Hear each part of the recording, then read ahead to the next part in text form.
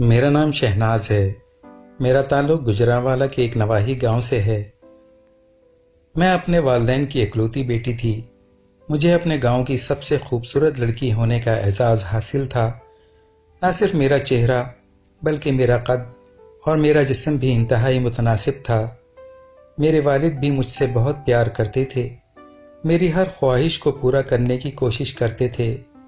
انہی بنا پر میرا دماغ آسمانوں پر رہنے لگا تھا۔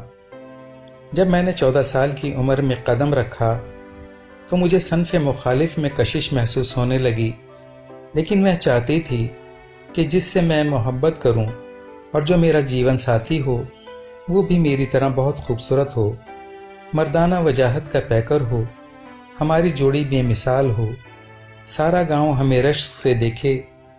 گاؤں کا ہر لڑکا مجھ سے شادی کا خواہش مند تھا اور مجھے اپنی طرف متوجہ کرنے کے لیے ایک دوسرے سے بڑھ کر کوششوں میں لگے رہتے تھے، لیکن میں کسی کو بھی نظر بھر کر بھی نہ دیکھتی۔ میں اپنے خوابوں کے شہزادے کے انتظار میں تھی، راتوں کو خواب میں بھی اس کی پرچھائیاں دیکھتی۔ مجھے یقین تھا کہ میرے خوابوں کا شہزادہ مجھے ضرور ملے گا۔ ہمارے گاؤں میں ایک بابا کا مزار تھا جہاں ہر سال میلہ لگتا تھا۔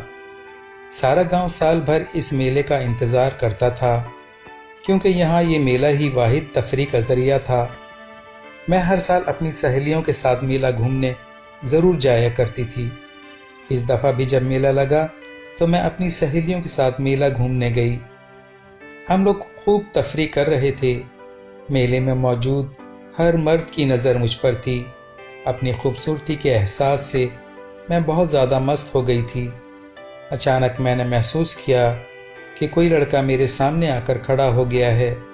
میں رکی اور میں نے غصے سے اس شخص پر نظر ڈالی، لیکن دوسرے ہی لمحے میرا غصہ ہوا ہو گیا، کیونکہ سامنے ایک انتہائی خوبصورت مردانہ وجاہت سے بھرپور لڑکا کھڑا تھا۔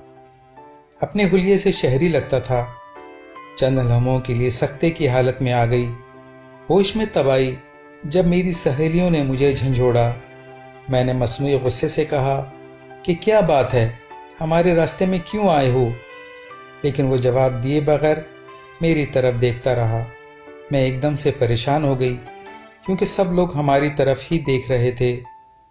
میری سہیلیوں نے میرا ہاتھ پکڑا اور مجھے تقریباً گھسیٹتے ہوئے وہاں سے آگے بڑھ گئیں۔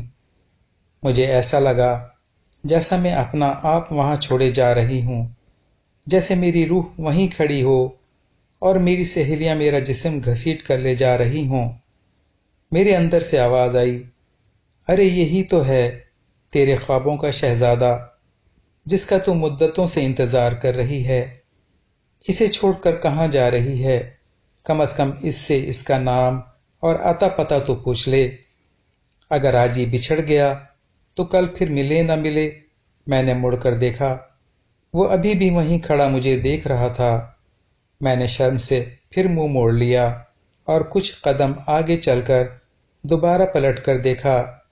وہ ابھی بھی اسی طرح مجھے دیکھ رہا تھا، بلکہ اس دفعہ اس نے مسکرا کر ہاتھ بھی ہلایا۔ میرے قدم رک گئے۔ میں نے اپنی سہیلیوں سے کہا کہ کیسا بدتمیز بندہ ہے، تم لوگ یہاں رکو، میں ذرا اس کا دماغ صحیح کر کے آتی ہوں۔ یہ کہہ کر میں واپس پلٹی اور اس کے سامنے جا کر کھڑی ہوئی۔ پوچھا، کون ہو تم؟ گاؤں میں پہلے تو کبھی نہیں دیکھا تمہیں۔ اس نے انتہائی تمیز سے جواب دیا، میرا نام شہزاد ہے اور میں چودھری عارف کا چھوٹا بیٹا ہوں۔ کراچی میں تعلیم حاصل کرنے کے لیے اپنے تایا کے پاس رہتا تھا، اب واپس آ گیا ہوں۔ اس کے بعد میں نے کچھ نہیں کہا اور واپس آ گئی، لیکن اس کے بعد میری دنیا ہی بدل گئی۔ دن میں ہر وقت اس کے خیالوں میں کھوئی رہتی اور راتوں کو میں اس کے خواب دیکھتی رہتی، سوچتی کہ اب کب اس سے سامنا ہوگا۔ گلی میں آتے جاتے ادھر ادھر نظریں دوڑاتی رہتی کہ شاید کہیں نظر آ جائے۔ میں اندر ہی اندر اس سے دوبارہ ملنے کے لیے بےتاب ہو رہی تھی، تڑپ رہی تھی۔ مجھے نہیں پتا تھا کہ ایسی ہی آگ شہزاد کے اندر بھی لگی ہوئی ہے اور وہ بھی مجھ سے ملنے کے لیے تڑپ رہا ہے۔ اور پھر ایک دن گاؤں کی ایک شادی کی تقریب میں اس سے دوبارہ سامنا ہو گیا۔ اس نے مجھے نہر پر ملنے کا کہا۔ میں نے حامی بھر لی۔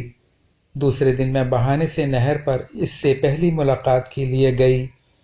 وہ وہاں پہلے سے ہی میرا انتظار کر رہا تھا۔ اس نے مجھے کہا کہ اسے مجھ سے پہلی نظر میں ہی محبت ہو گئی تھی۔ میں نے اس سے بتایا کہ میرا بھی یہی حال ہے۔ اس نے میرے حسن کی بہت تعریف کی۔ بس پھر کیا تھا، میں نے بھی اقرار محبت کر لیا۔ اس طرح ہماری خفیہ ملاقاتوں کا سلسلہ شروع ہو گیا۔ ہم دونوں ایک دوسرے کو دیوانوں کی طرح چاہنے لگے تھے۔ ایک دن میری امی اور ابو کسی رشتہ دار کے فوت ہو جانے کی خبر سن کر دوسرے شہر چلے گئے۔ انہوں نے ایک رات وہاں ہی رکنا تھا۔ میں گھر میں اکیلی تھی۔ انسان اکیلا ہو تو شیطان اس کو اکساتا ہے۔ میرے ساتھ بھی یہی ہوا۔ میں نے شہزاد کو فون کر کے بتا دیا کہ میں گھر میں اکیلی ہوں۔ بس پھر کیا تھا، شہزاد فوراً میرے گھر پہنچ گیا۔ ہم نے کھل کر اپنے جذبات کا اظہار کیا۔ تنہائی تھی، رات تھی اور ہم دونوں تھے۔ ہم نے تمام حدیں پھلانگ دیں۔ مجھے اپنی دوشیزگی کھونے کا دکھ تو تھا، لیکن شہزاد نے یقین دلایا تھا کہ وہ بہت جلد مجھ سے شادی کر لے گا۔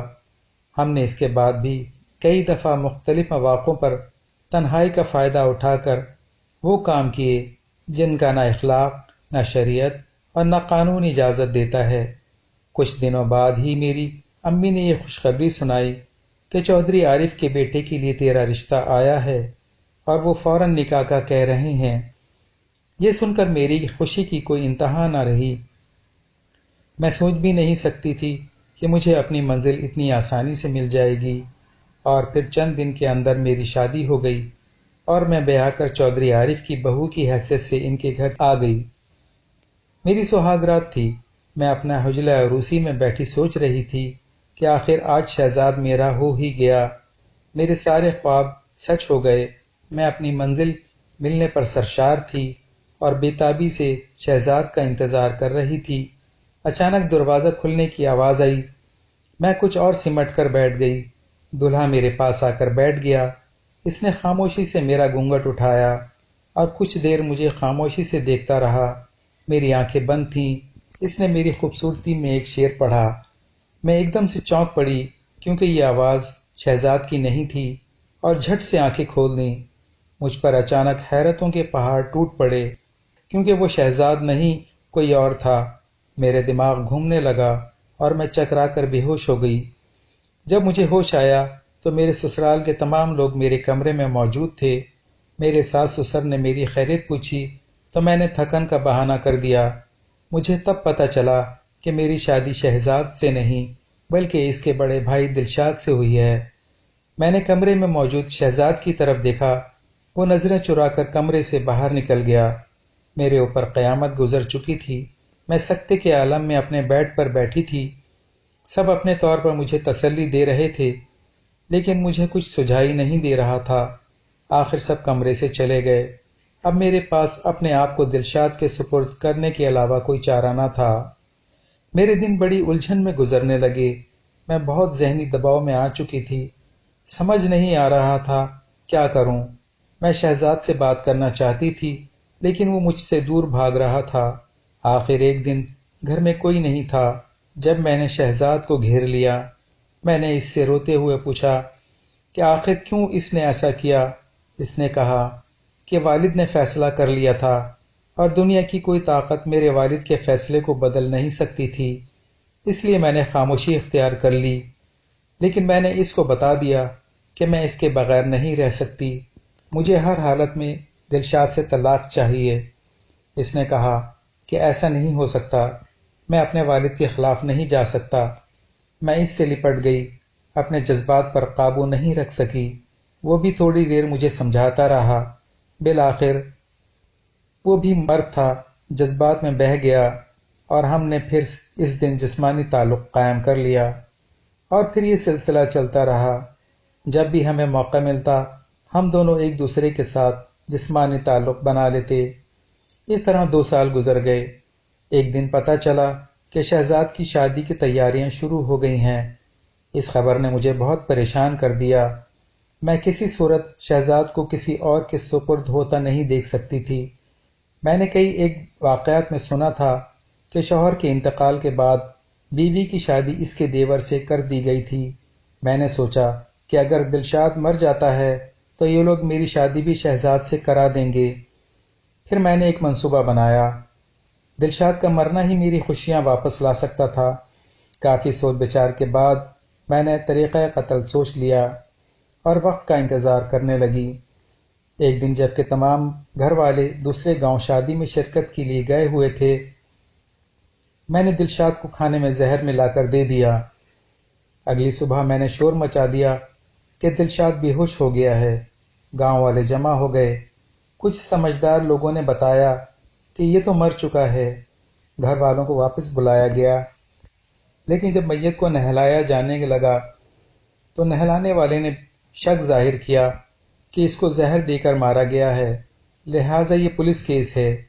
میری بدقسمتی کہ پولیس بہت جلد واقعے کی تہہ تک پہنچ گئی اور مجھے گرفتار کر لیا گیا۔